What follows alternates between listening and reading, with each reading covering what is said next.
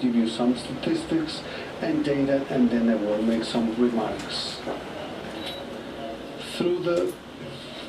At this event, or the presentation of financial bids and the public tender one, remember we will have 5.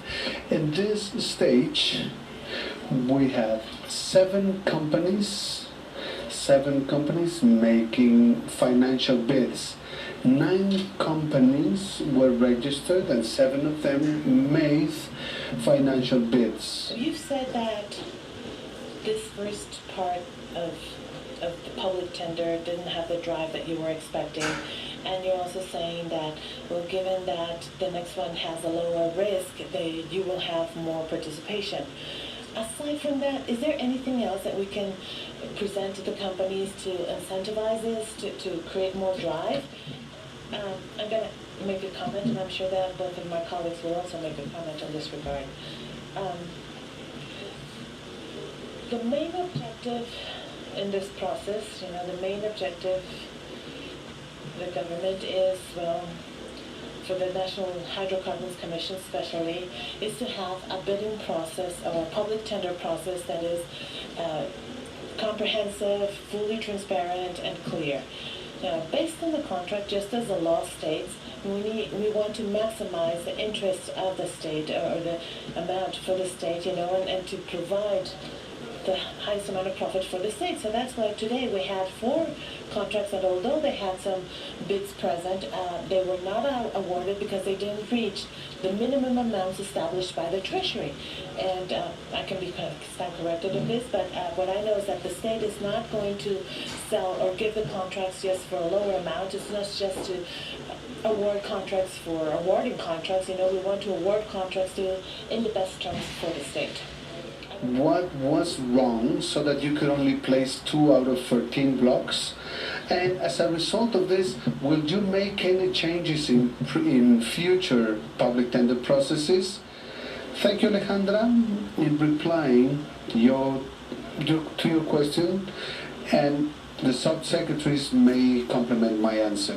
When you ask what went wrong when we could only award 2 out of 14, yes, we were below the expectation.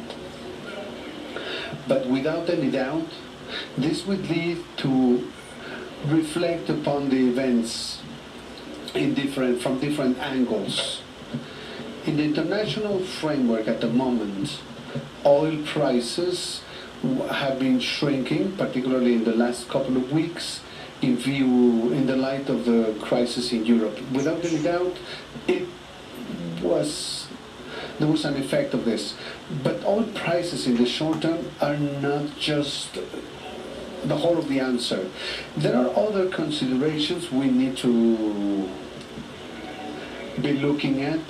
There are analyses to be made. We will have other public tender processes which will have to be assessed in the context of this. Concerning the questions you asked about amending the criteria and minimum expected, as the Chairman Commissioner mentioned, in terms of amendments, obviously, we will analyze and we will make a diagnostic of this.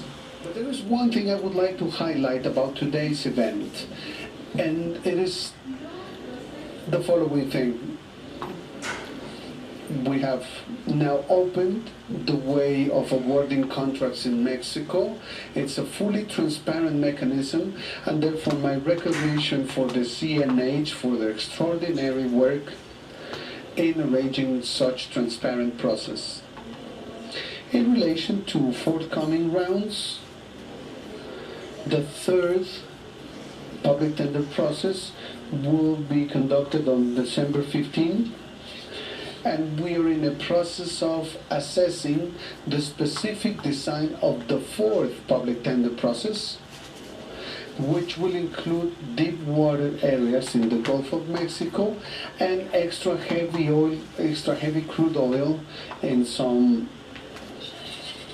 deep areas in the Gulf of Mexico, and also shallow water. The price per barrel that you considered for the contracts that will be signed in these 2 areas, what is the price per barrel for these two areas. So you mean the cost we're estimating? The price per barrel.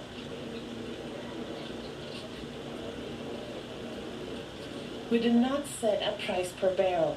What we did set was that of all those profits that stem from the project, how much would the staff receive?